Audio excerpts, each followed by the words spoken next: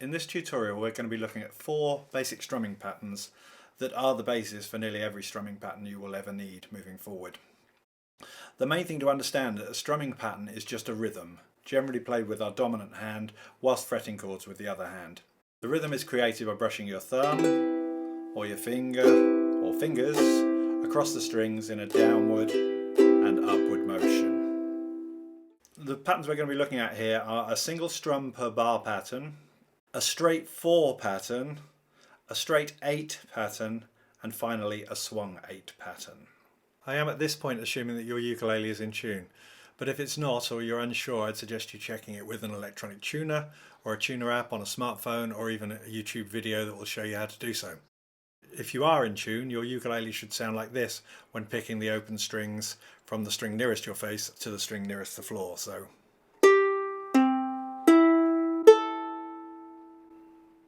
I will be using a C major chord, also referred to just as a C chord, for the sake of all the following exercises. To play a C major chord, we place a finger, normally our ring finger, in the gap between the 2nd and 3rd fret wires on the 1st string, the string nearest the floor, as per the chord box diagram. We ideally want our fretting finger to be just behind the 3rd fret wire, but not actually over the wire, like that. And we should be pressing the string down enough that when you pluck it, it rings and makes this note, a C note. Try not to press too hard, but just enough for the note to sound. This space behind the 3rd fret wire is referred to as the 3rd fret of your ukulele. So here we're fretting the 1st string, the string nearest the floor, at the 3rd fret of our ukulele.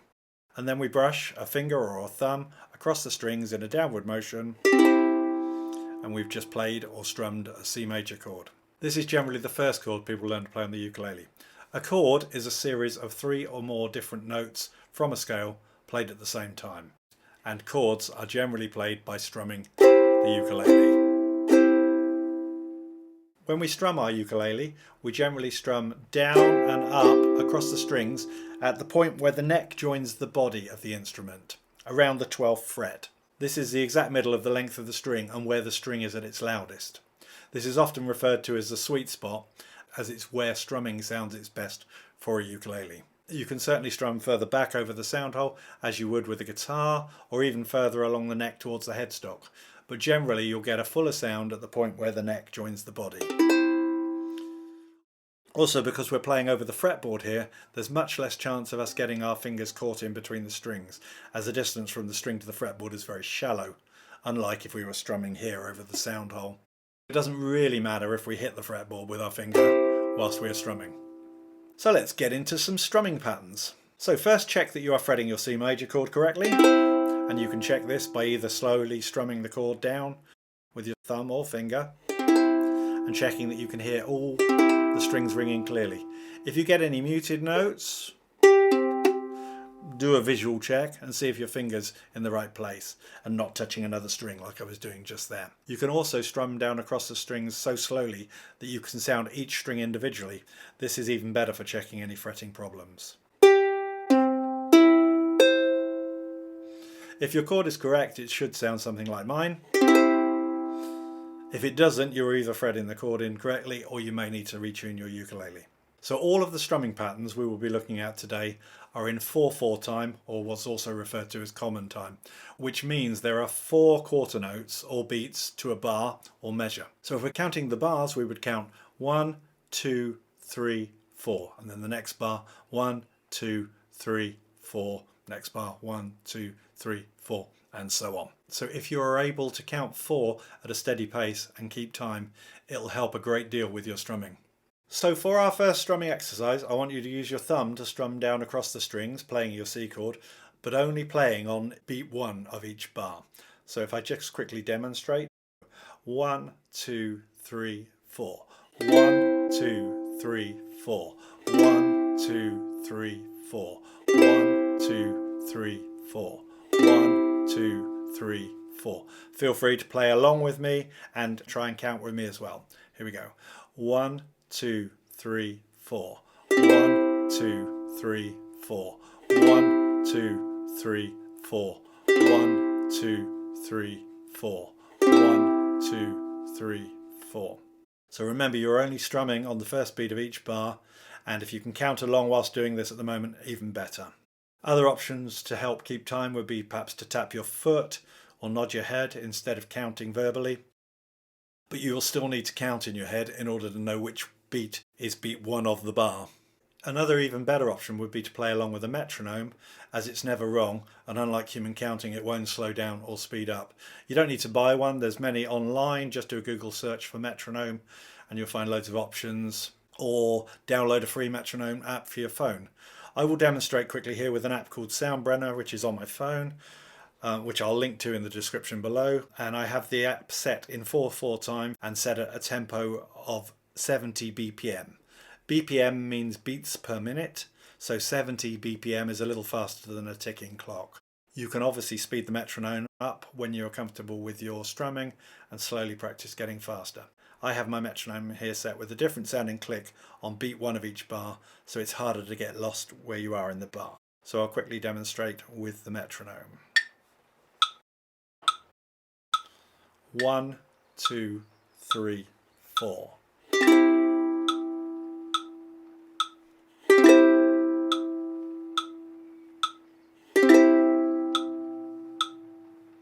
Try playing along with me with this.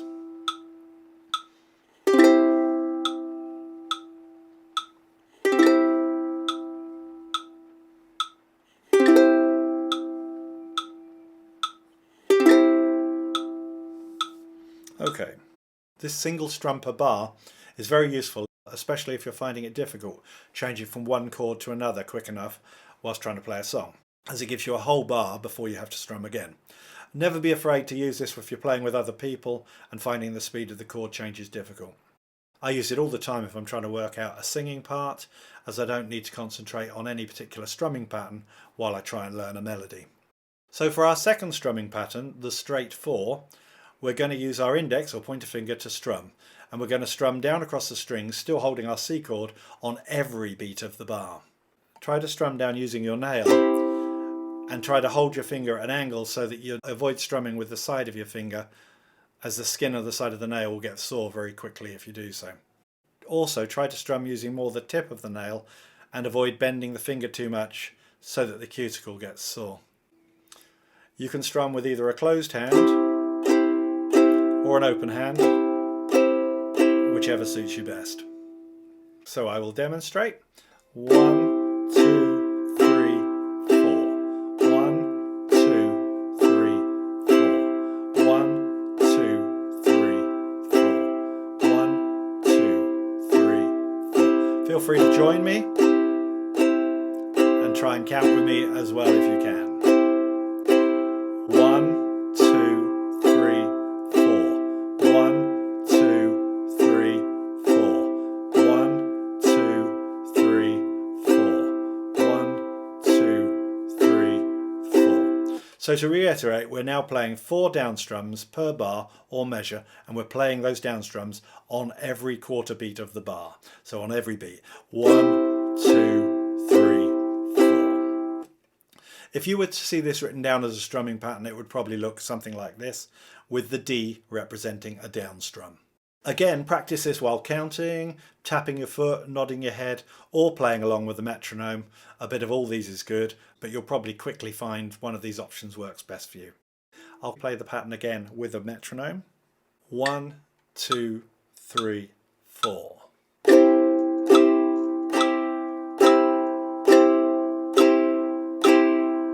Please feel free to play along with me.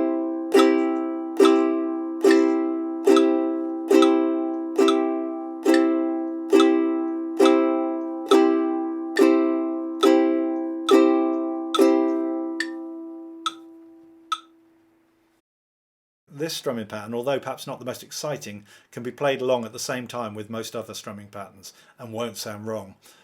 The more you get into playing, you will find that it can still be actually very useful by adding a few dynamics and variations. And it's also the basis for the next couple of patterns and most of the strumming patterns that you will ever learn. So, the straight 8 pattern.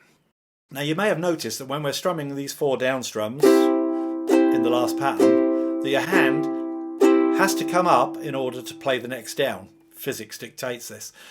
So this means that it's possible to put an up strum in between the down strums that we're already playing. So for this pattern we're going to play the same 4 down strums we played on each beat of the bar in the straight 4 pattern, but we're going to add an up strum with the pad of the same finger, so not right on the tip but more the fingerprint of your finger, in between each of the down strums. So using our index pointer finger here, we're going to get a slightly louder down strum using the nail and a softer up strum with the pad of the finger, and this is good.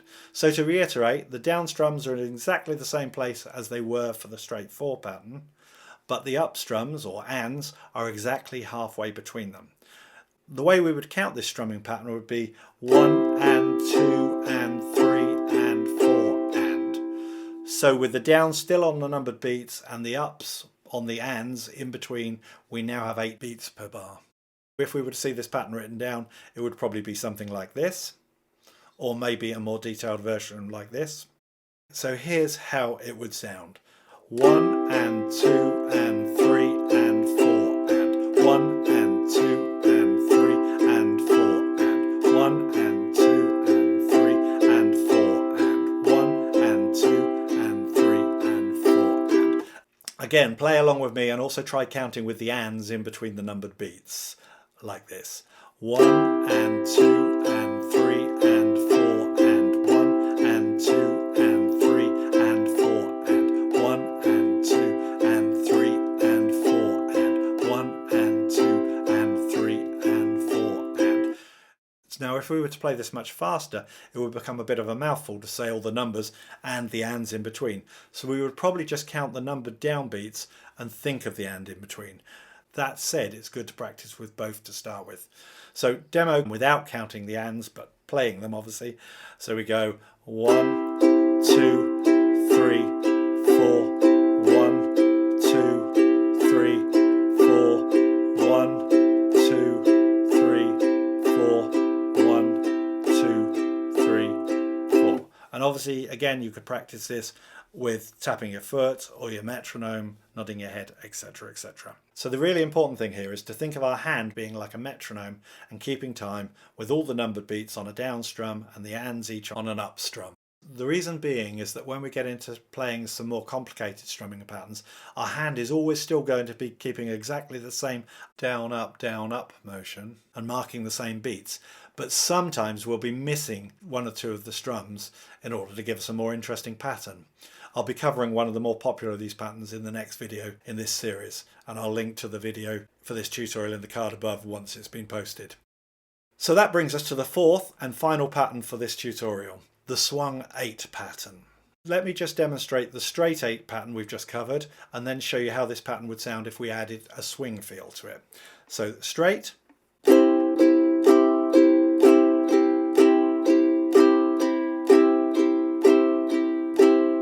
and now with swing.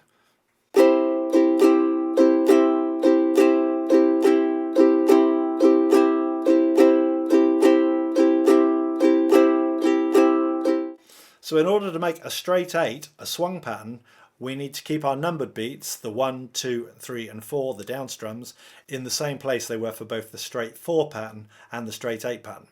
But we need to delay the ups so that they happen closer to the next numbered beat. In order to understand this, where we subdivided each beat of the straight 4 pattern into 2 beats for the straight 8 pattern, we would now need to subdivide each numbered beat into 3 beats and keep the down strum on the numbered beat where it was for the straight 4 and the straight 8, and not play on the middle beat but play the up strum on the 3rd beat.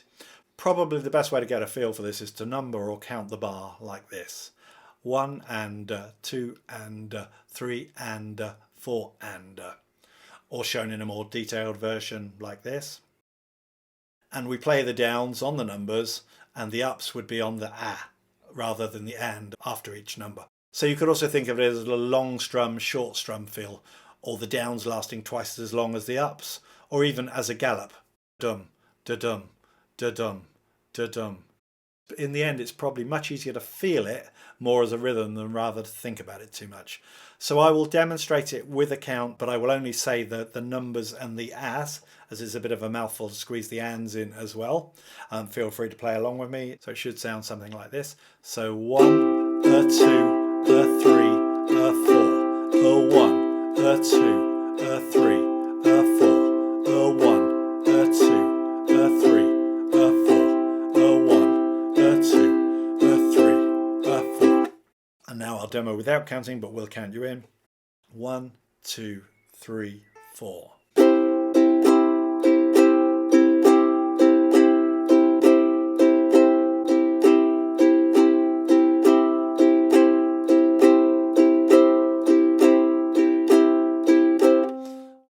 So that pretty much brings us to the end of this tutorial. So just to recap, we've looked at a single strum per bar, we've looked at a straight 4 pattern, we've looked at a straight 8 pattern, and we've looked at a swung 8 pattern.